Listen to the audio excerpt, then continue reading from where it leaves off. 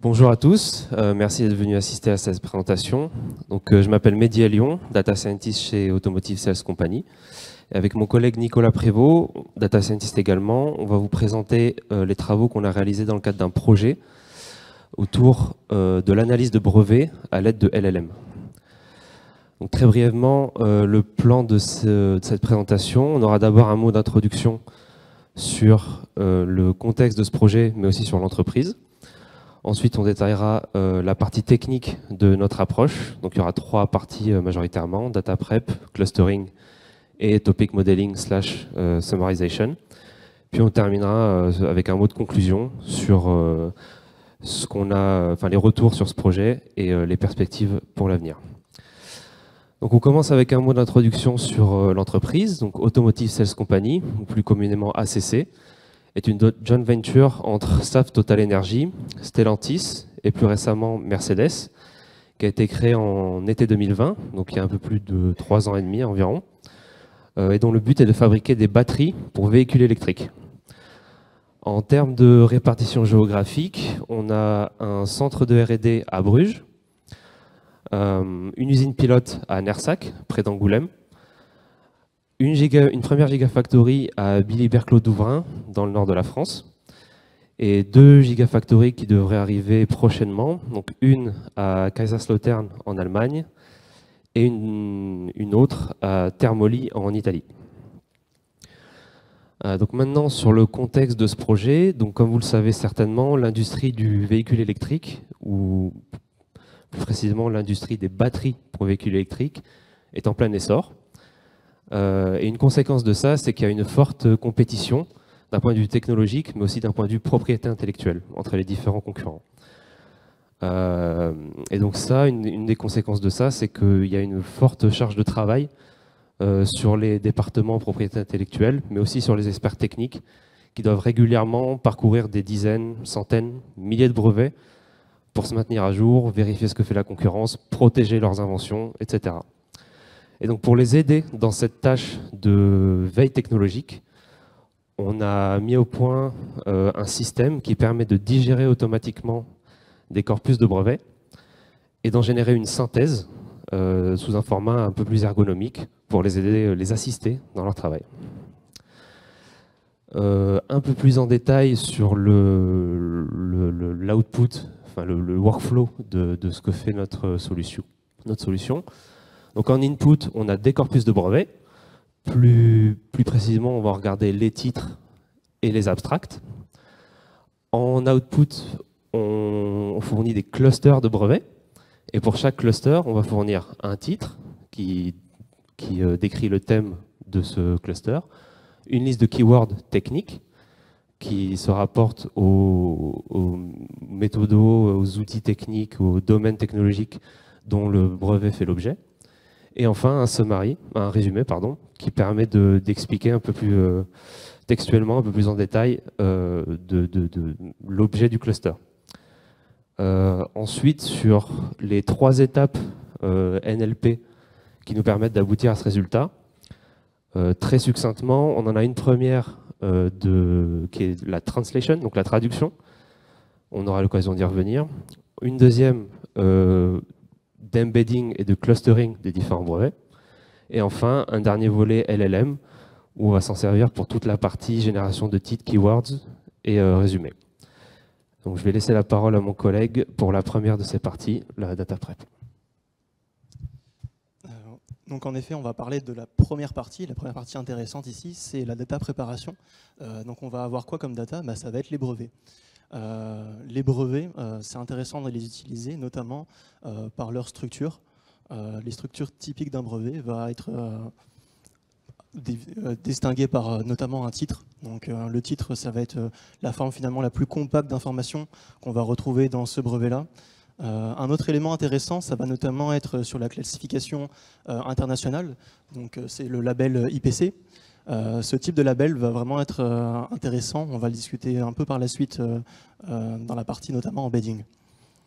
Et la partie la plus intéressante de chacun de ces brevets qu'on va réutiliser, ça va être notamment l'abstract. Donc l'abstract, c'est celui-là qui va contenir l'ensemble des informations qu'on va utiliser dans la suite du projet. Une fois qu'on a vu c'était quoi un brevet, on va en avoir de différentes sources, et notamment de différentes parties du monde. Ce qui veut dire que la langue utilisée qu'on va avoir en entrée, ça pourrait être du français, de l'anglais, mais aussi du coréen potentiellement.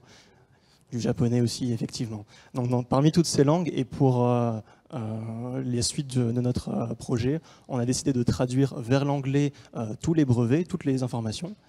Et pourquoi on décide de faire ça dans un premier temps? Dans un premier temps, on fait ça pour améliorer toute la partie, on va dire, fiabilité et robustesse de notre approche, en fiabilisant simplement la dernière langue, l'anglais, qui est facilement maîtrisable.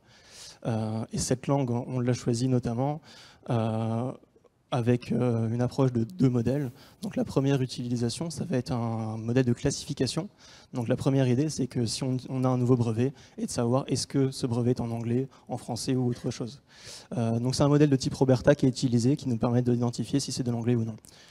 Donc si la langue n'est pas de l'anglais, on va avoir une traduction à faire. Pour cette traduction, on va avoir un modèle de type MBAR, donc c'est un modèle qui va être fine-tuné, qu'on a récupéré, qui va directement être adapté pour une traduction du multilangue vers de l'anglais. Et c'est ce résultat qu'on va utiliser dans le projet.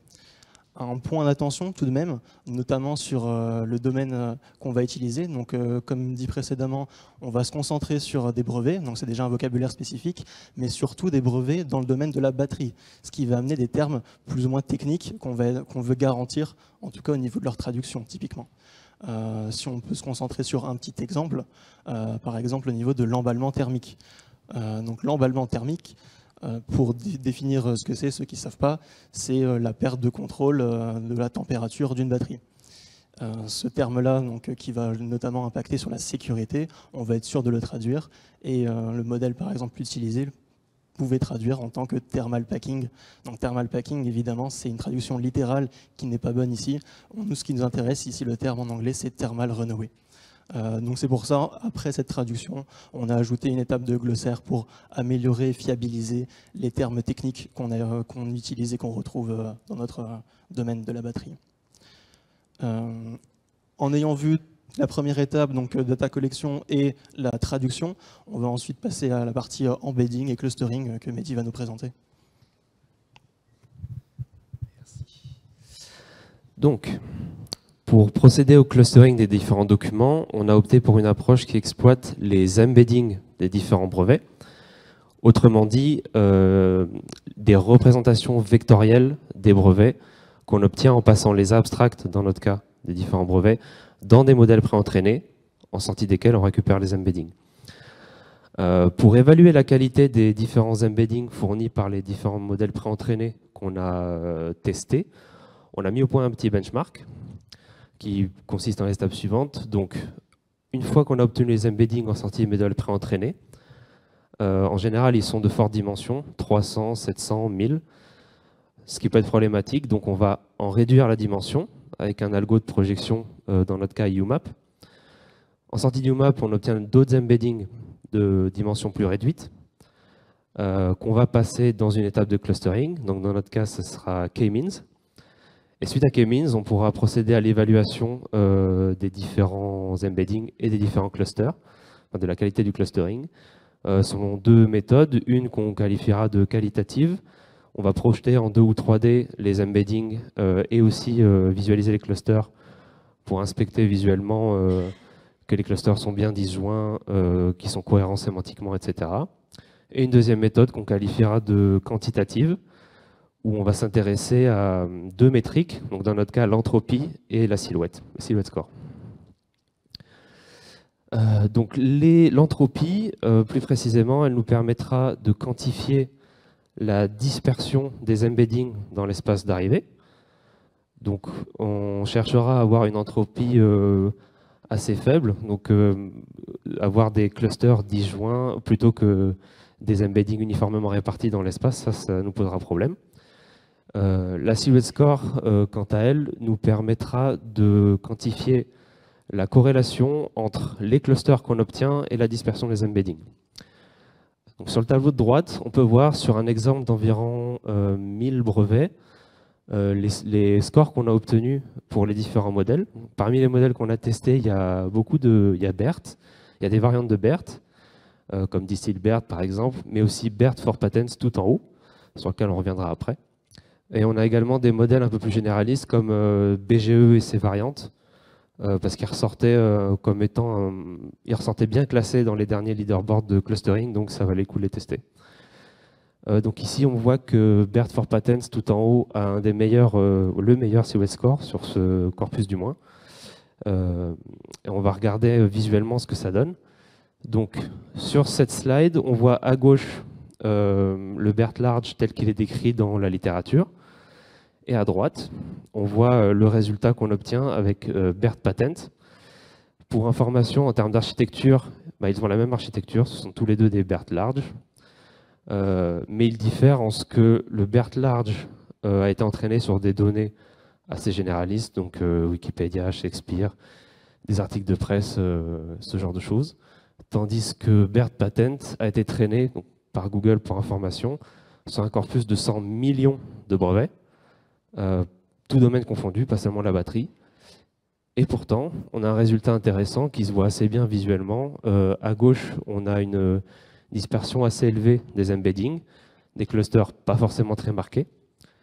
Tandis qu'à droite, on a des clusters assez resserrés, assez disjoints, une dispersion plus faible.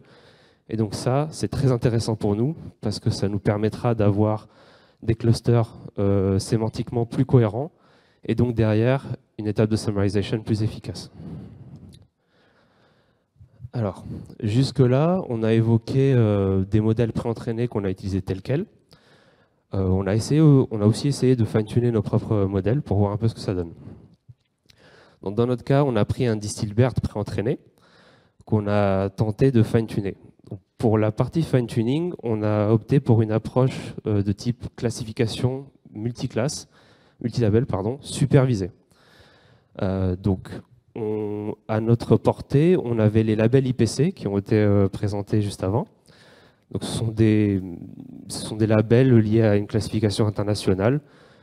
Tous ne concernent pas les batteries, mais certains oui. Donc, on a décidé de les exploiter. Donc, concrètement, ce qu'on a fait, c'est assez classique. On a pris le DistillBERT préentraîné, on a retiré la tête de classif, on l'a remplacé par une qui est spécifique à notre problème et à notre nombre de classes. On a rassemblé un dataset composé par des exemples d'abstracts et de labels associés. Donc un brevet peut avoir un label, plusieurs labels, peu importe, ou aucun. Et ensuite, on freeze tout le backbone du modèle, sauf peut-être les dernières couches éventuellement. Et bien sûr, la tête de classif est complètement unfreezée, elle sera totalement à freeze. Donc on a fait ça dans l'espoir de guider le modèle à produire des embeddings qui portent un sens plus ou moins proche des labels IPC, dans l'espoir que ça nous aide pour la tâche de clustering. Donc voyons un peu ce que ça donne. Donc là encore une fois, à gauche, on voit le DistillBERT tel qu'il est décrit dans la littérature, et à droite, sa version fine-tunée, en utilisant la procédure décrite avant. Et on voit que, encore une fois, à gauche, on a des clusters très resserrés les uns sur les autres, pas forcément pratiques pour nous, tandis qu'à droite, on a des clusters beaucoup plus disjoints, et un cluster est assez marqué aussi, donc c'est très pratique pour nous. En termes de score, sur le tableau d'en bas, on voit qu'il est bien classé. C'est pas le premier, mais il est pas loin derrière BERT for Patents. En revanche, sur le temps, tout à droite, on a un facteur 5. L'algo tourne 5 fois plus vite, parce que l'archi est plus légère, etc. Donc, un bon compromis temps-performance. Donc maintenant, on a évoqué toute la partie embedding. Donc, je laisse la parole à Nicolas pour dire un mot sur la partie clustering. Très bien. Donc maintenant qu'on a vu effectivement l'embedding, je vais essayer d'un peu de recadrer qu'est-ce qui est utilisé dans notre architecture retenue finale du projet.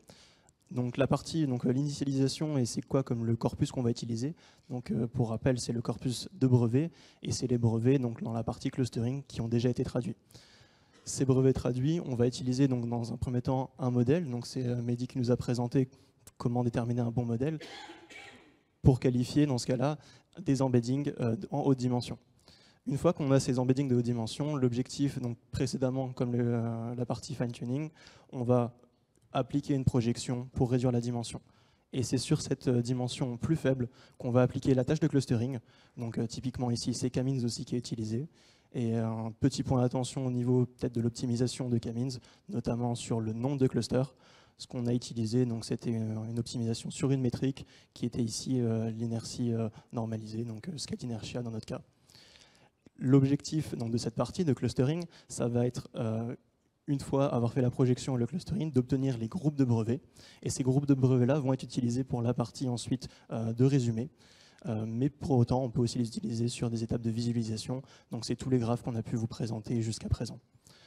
Donc, une fois qu'on a fini de comprendre la traduction et le clustering, on va aborder la troisième étape. Donc, la troisième étape, ça va être le topic modeling, mais aussi le résumé. Et l'étape pour résoudre cette étape, finalement, on a utilisé une approche qui est complètement basée sur les LLM. Donc, pourquoi on a fait ça? Pour plein de raisons, et notamment sur les rendus qu'on va avoir.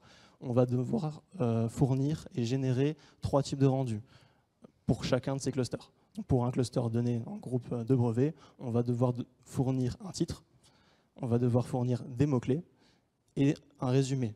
Donc tous ces mots-clés, résumés et titres doivent être pertinents, avoir un vocabulaire spécifique aux brevets qui ont été utilisés et dans une langue tout à fait lisible. Pour ce faire, on va distinguer 2 étapes. Une première étape principalement pour extraire des informations, donc c'est un appel LLM avec un prompt pour guider justement ce modèle à ressortir les éléments clés, à potentiellement résumer. On va voir un peu dans la suite c'est quoi cette étape intermédiaire et quelle forme est attendue pour avoir de bons résultats dans le cadre de notre projet.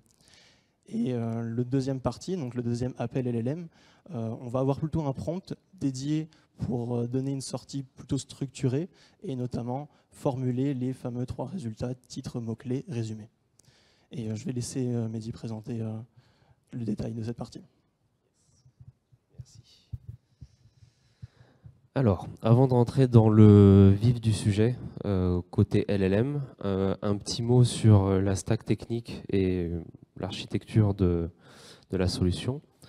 Donc dans notre cas, on a 2 parties qui exploitent du deep learning, la traduction et la partie LLM. On a décidé de les déporter sous forme d'API dockerisée pour pouvoir les servir de manière assez pratique. Côté LLM, on a choisi Mistral. Pour information, on avait essayé Llama 2 à l'époque. Puis entre-temps, Mistral est sorti, offrait un meilleur compromis taille, performance, puis les résultats étaient franchement satisfaisants, donc on les a gardés. Côté framework de déploiement, on a opté pour VLLM. Alors ce matin, on a eu un doctorant de l'INRIA qui a parlé de VLLM, donc à notre tour, on va en remettre une couche. VLLM, c'est un super framework. Il offre de super performance en termes de gestion de mémoire et de débit de tokens par seconde, donc de vitesse. On vous le recommande chaudement. Donc voilà, on a utilisé ça pour la partie LLM et tout le reste déployé. Donc dans un futur proche, il y aura un front côté applicatif et tout se passera au même endroit a priori. Et un dernier petit mot, côté déploiement, dans un futur plus ou moins proche, vu qu'on n'aura pas forcément un usage massif, quotidien de la solution, on partirait a priori sur un déploiement serverless, notamment pour des questions de coût. Ok, donc première slide sur la partie LLM. Je voudrais aborder un problème qui est la taille de la fenêtre de contexte. Donc dans notre cas, une fois qu'on est rendu en aval de l'étape de clustering, on a un groupe de clusters qui contient, un cluster de brevets qui contient plusieurs brevets. En pratique, on ne maîtrise pas le nombre de brevets qu'on a dans ce cluster. On peut en avoir beaucoup ou pas beaucoup.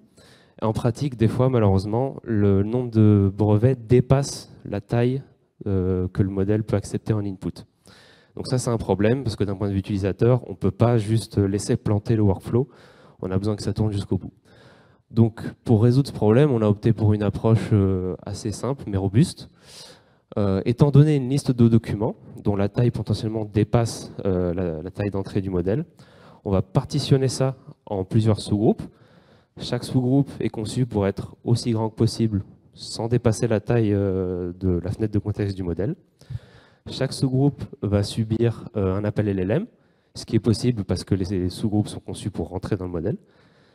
Suite à ces appels, on obtient des résumés ou une liste structurée de concepts clés.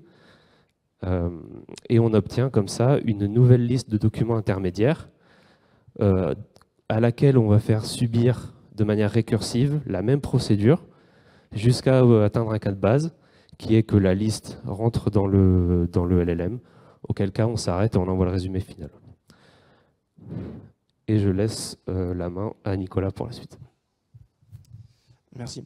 Alors on va un peu s'attarder sur, donc une fois qu'on a résolu le problème de la fenêtre de contexte, on va un peu s'attarder sur les différents prompts et les différentes techniques, notamment sur les étapes intermédiaires qu'on va vouloir essayer de générer. Donc on va commencer donc, sur la partie droite de la slide. Donc c'est une stratégie qu'on a appelée la stratégie, on va dire, la plus simple possible. Si l'objectif dans un premier temps c'est de générer un résumé, bah, dans ce cas les méthodes la plus simple, donc c'est le prompt numéro 1 ici, on va le guider pour offrir comme résultat un résumé, donc une forme verbeuse et assez condensée d'informations. Donc cette solution fonctionne très bien, et en l'accouplant avec un deuxième jeu de prompt, donc les 2 et 3 ici, on va pouvoir fournir par la suite les titres et mots-clés escomptés. Bien que cette technique elle fonctionne et elle donne des résultats satisfaisants, le problème ça va être au niveau des mots-clés, des termes techniques pertinents. En demandant des résumés dans des étapes intermédiaires, on va perdre des mots qu'on aimerait conserver et qui étaient présents dans les brevets. C'est pourquoi on va présenter aussi une nouvelle étape, une stratégie un peu différente, en conservant la même structure. Donc l'idée ici, c'est surtout de se concentrer sur le prompt demandé pour le LLM pour les étapes intermédiaires. À la place de demander une forme résumée, on va plutôt demander une forme structurée, mais beaucoup plus dense en information, dans l'idée d'éliminer toute phrase généraliste qui permette d'introduire un contexte, etc. Ici, on va demander de faire ressortir les éléments importants au mieux. Et après ces étapes, donc, on a un appel final, donc c'est le prompt ici B, qui va nous permettre plutôt de guider le LLM à générer une sortie structurée, dans lequel on va pouvoir extraire 3 éléments, donc nos fameux résumés, titres et mots-clés. Pour illustrer de façon un peu qualitative au moins l'impact ici, on a décidé de montrer un petit exemple. Donc c'est un cas précis, donc c'est un corpus ici de 86 documents. Sur ces 86 documents, donc c'est des brevets, le cluster, on a déterminé qu'il y avait un nombre de clusters de 6. Le premier élément à mettre en évidence, c'est à la lecture des titres des clusters. Ce qu'on met en avant, c'est l'intérêt et la distinction de chacun de ces titres et du coup de la pertinence des brevets dans chacun de ces clusters. Et si on s'attarde sur un de ces clusters, donc par exemple ici le cluster 3 en bleu, un élément visuel ici dans cette slide, c'est notamment sur les couleurs. Donc les différentes couleurs évoquent des mots-clés, voire des thèmes qui sont remis en avant dans le résumé, mais qu'on retrouve dans des extraits sur la gauche, directement dans les brevets d'origine. Donc c'est quelque chose finalement qu'on a besoin, c'était une volonté dans le projet de conserver dans le résumé des éléments clés de chacun de ces brevets. Donc c'est une illustration ici. Un petit point ici, donc on a un appel sur 16 brevets, donc on peut se dire que le niveau, l'étage récursif et les appels récursifs ne sont pas forcément pertinents. Oui, mais non, parce que dans notre cas, on peut avoir des corpus plus volumineux, donc potentiellement des corpus qui peuvent atteindre, par exemple, entre cet exemple, environ 1000 brevets. Dans ce corpus ici, on a différents clusters, et pour en illustrer un, donc c'est le cluster 6 ici, composé de 68 brevets. Je vais mettre une petite attention sur un mot-clé notamment. Donc c'est le nom d'un additif à base de lithium qui se retrouve dans le résumé, sachant que le résumé est issu de 68 brevets. Et un autre point aussi intéressant, c'est de savoir que ce mot-clé, cet additif, est présent dans 2 brevets uniquement dans notre jeu de 1000 brevets du corpus initial. Ce qui veut dire, c'est que ces deux brevets se retrouvent dans le même cluster. Donc ça illustre aussi l'intérêt et la pertinence de notre étape de clusterisation. Et notamment l'étape de résumé qui, malgré la faible présence de ce mot qui est pourtant clé, se retrouve en effet dans le résumé et de façon très pertinente notamment. Donc, pour rapidement conclure et présenter ce qu'on a fait, donc on a mis en place finalement une pipeline automatique pour ingérer un corpus de brevets et en extraire de l'information. Donc on a vu une étape notamment de traduction pour fiabiliser nos résultats, une étape de clustering jusqu'à la dernière étape de résumé. Un autre objectif de ce projet, notamment, ça a été de mettre en avant la faisabilité, dans un premier temps technique, mais surtout sur la qualité des résultats, et notamment la valeur qu'on peut ajouter, notamment pour notre équipe de propriété intellectuelle, qui a besoin d'assistance, effectivement. Avant de conclure, j'aimerais partager quelques éléments, notamment sur les perspectives d'avenir et améliorations qu'on pourrait avoir en place. Un premier élément, ça va concentrer sur les embeddings, donc la partie juste avant le clustering. On a présenté l'utilisation notamment de BERT for Patent. Donc c'était notre modèle qu'on a utilisé dans notre architecture actuelle. Cependant, on a montré qu'en faisant un fine-tune d'un modèle de type Distilbert, on pouvait avoir des résultats très pertinents et potentiellement étendre un ensemble de textes potentiellement plus volumineux liés à la batterie permettrait encore d'améliorer ici la pertinence de nos embeddings et notamment le clustering par la suite. Les autres points concernent notamment la partie évaluation. L'évaluation est une étape qu'on aimerait vraiment approfondir, notamment avec des retours humains, que ce soit sur les clusters et les textes. Donc il y a d'une part la partie clustering, notamment pour donner la pertinence de deux brevets qui se retrouvent dans le même cluster, mais surtout sur la partie résumé. Bien qu'il existe certaines métriques qui ne se basent pas sur des résumés de référence, avoir un résumé qui soit rédigé par un humain, notamment dans le cas, donc je le répète, du domaine qui est la batterie, ça serait notamment un axe d'amélioration notoire dans le cadre de notre projet. Et un dernier petit mot, notamment sur les modèles utilisés. Donc on a utilisé un modèle très raisonnable, finalement, Mistral. Potentiellement, on serait ouvert à utiliser un modèle plus large, tel que Mixtral, si besoin. Et pour faire un petit clin d'œil, et je vous invite à regarder dans ce cas une présentation qui a été faite ce matin, une autre solution pour compléter ce projet pourrait être d'introduire du RAG pour simplement chatter directement avec les corpus pour potentiellement aller plus loin, demander de l'information de façon pertinente dans chacun de ces clusters. Donc je vous remercie de nous avoir écoutés et j'espère que ça vous a intéressé.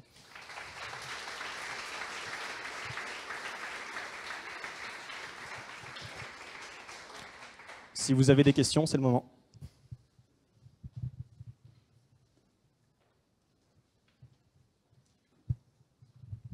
Bonjour, merci, c'était une super présentation. Moi j'ai une petite question sur l'utilisation des LLM, parce que j'ai l'impression que vous avez déjà fait un énorme travail avant avec les embeddings, le clustering, donc vous avez déjà vos clusters qui sont constitués, si j'ai bien compris. Et en fait, il y a 3 tâches: extraction du titre, extraction des keywords, et, enfin création d'un titre, création de keywords et le résumé. Et du coup, ce que je me demandais, c'est qu'est-ce qui vous avait fait vous orienter vers un LLM pour, par exemple, les keywords, vis-à-vis, par exemple, de techniques qui sont plus simples et moins coûteuses, on va dire. Et aussi, la question que je me suis posée, c'est au niveau des clusters. Est-ce que ces clusters, ils changent souvent? Et du coup, est-ce qu'il y a vraiment besoin d'un LLM pour donner des titres aux clusters?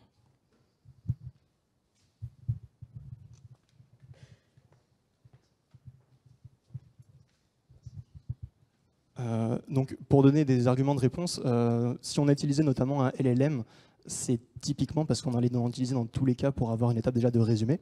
Vu qu'on va générer un résumé, on va utiliser un LLM et typiquement dans un prompt guidé, une réponse qui va offrir d'avoir en plus un titre et des résumés est tout à fait pertinent dans notre cadre. En effet, topic modeling, c'est un cadre qu'on peut aborder sans utiliser de LLM. Donc c'est des choses qu'on a essayé aussi d'aborder. Hein. On peut citer notamment LDI et autre chose. Ces techniques permettent de générer des mots-clés des mots-clés issus directement des corpus, donc des brevets présents.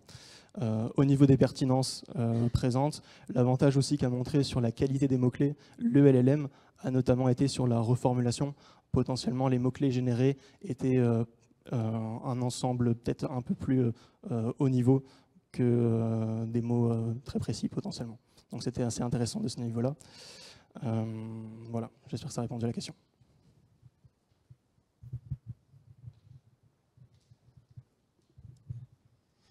Merci pour cette présentation. Vous avez parlé à un moment des différents modèles que vous utilisez, notamment Llama et Mistral. Je voulais savoir comment vous avez étudié la question, qu'est-ce qui avait orienté votre choix, et puis aujourd'hui, quelle est la part de votre temps que vous passez sur la veille technologique?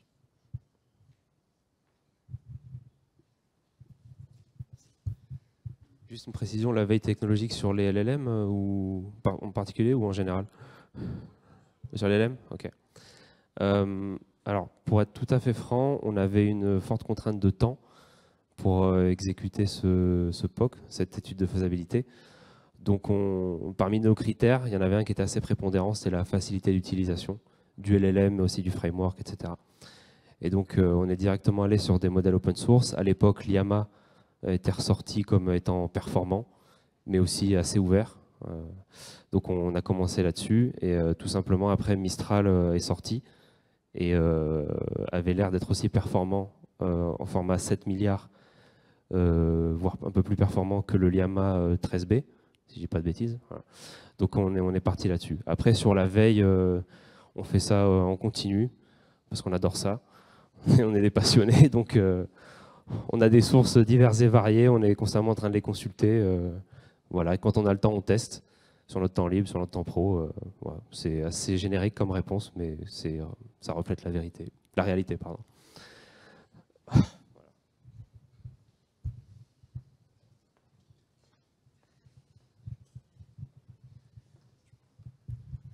Merci pour la présentation. J'avais une question sur la partie projection UMAP.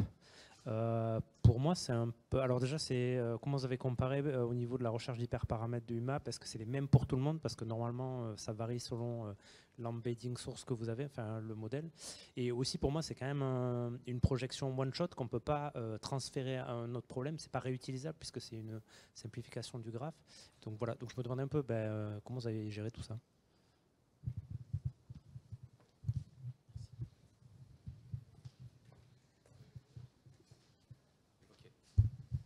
Alors, merci pour la question. Elle est 100% legit, 100% pertinente. Donc, je vais avoir l'occasion de détailler là-dessus. Merci. Donc, effectivement, c'est un algorithme non déterministe. Rien que ça. Et enfin, tout ce que vous avez dit était vrai. On ne l'a pas forcément évoqué ici, mais dans notre cas, on a essayé de mettre effectivement en place un algo de recherche d'hyperparamètres pour essayer de trouver les hyperparamètres de UMAP qui, en aval de la partie embedding, nous arrange le mieux en termes d'entropie. Après, il y a l'optimisation de k-means dont on a déjà parlé. On ne l'a pas forcément abordé parce qu'on n'est pas encore au stade où on a mis à disposition un produit, mais on est un peu pris dans un dilemme où quand rechercher les hyperparamètres, ça demande du temps et ça gâche un petit peu l'expérience utilisateur. Donc on est un peu en réflexion là-dessus. Donc l'algo de recherche d'hyperparamètres, on l'a, on en a conscience, on n'en a pas parlé ici, mais c'est le dilemme qui nous préoccupe un petit peu. Le compromis temps d'exécution, donc expérience utilisateur, et recherche d'hyperparamètres, optimisation de la pipeline. Voilà, on est en réflexion là-dessus.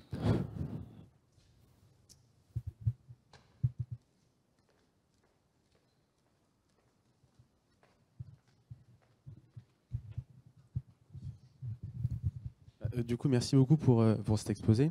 Moi, j'avais quelques questions. Déjà sur le BERT, du patent de BERT, je me demandais sur quoi il avait été entraîné, du coup, pour fournir des bons embeddings qui marchent bien en clustering. Je me demandais comment vous évaluiez, parce que si j'ai bien compris, votre problème d'entrée, il varie à chaque fois, c'est un ensemble de documents qu'on vous donne et à chaque fois vous devez donner un nombre de clusters différents.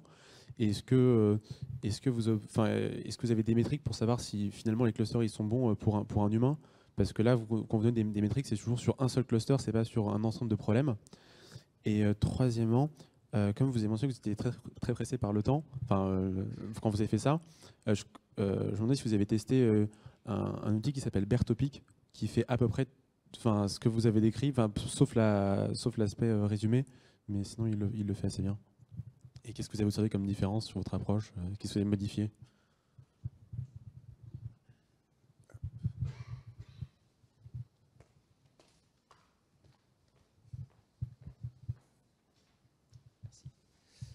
Alors, sur la partie clustering, effectivement, idéalement, on aimerait bien avoir des corpus pour lesquels on a un exemple de ce qui est attendu en termes de cluster, mais on ne les a pas. Il faut monopoliser carrément les ingénieurs IP qui sont déjà sous l'eau. C'était l'objet de c'était en introduction. Donc, c'était pas forcément évident pour nous, mais on adorerait les avoir. Ça serait juste des labels quoi, pour s'évaluer.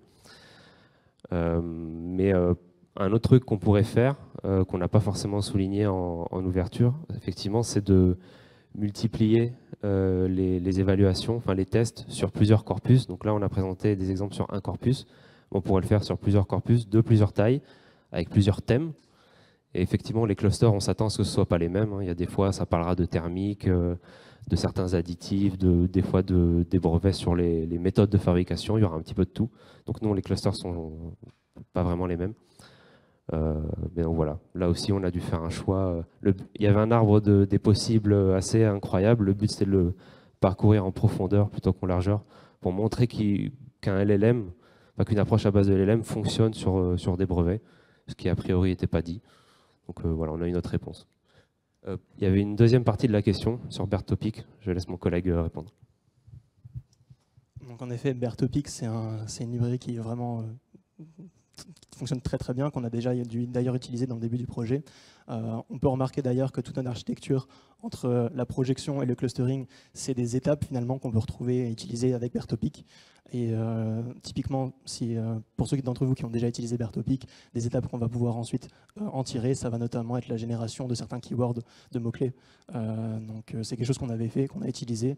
On s'est juste arrêté à l'étape finalement après la projection et du clustering, parce qu'on a utilisé le LLM pour la génération ensuite des mots-clés. Pour la même raison que j'avais présenté juste avant, les mots-clés générés par le LLM étaient suffisants et potentiellement plus pertinents. Donc on s'est contenté d'arrêter finalement l'architecture Bertopic à la partie clustering.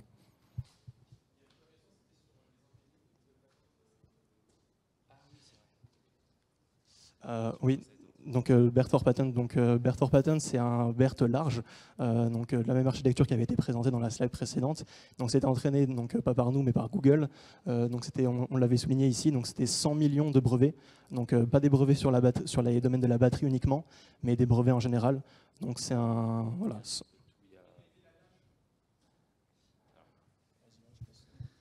De mémoire, à vérifier, je ne suis pas sûr à 100%, mais il me semble que c'était également du Masked Language Modeling, comme le BERT d'origine, donc cacher un certain pourcentage des mots et essayer de les reprédire en fonction du contexte. À vérifier, je ne suis pas sûr à 100%. On va passer sur une dernière question, parce que je vous mets en retard pour la pause, avant la plénière.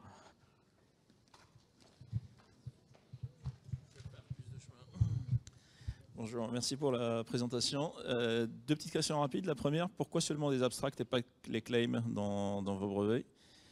Et la deuxième, à part le manque de temps, ça pourrait être intéressant de comparer ces approches-là avec des approches classiques, aussi bien de summarization que de topic modeling, qui seraient, à mon avis, beaucoup moins coûteuses en termes de calcul, mais qui marcheraient aussi bien vu que vous avez déjà les embeddings.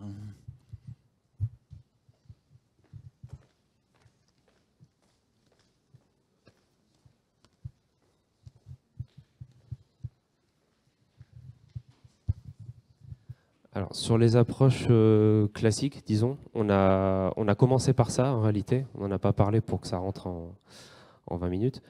On avait testé par exemple la LDA, qui permet de faire une partie de ce qu'on a présenté.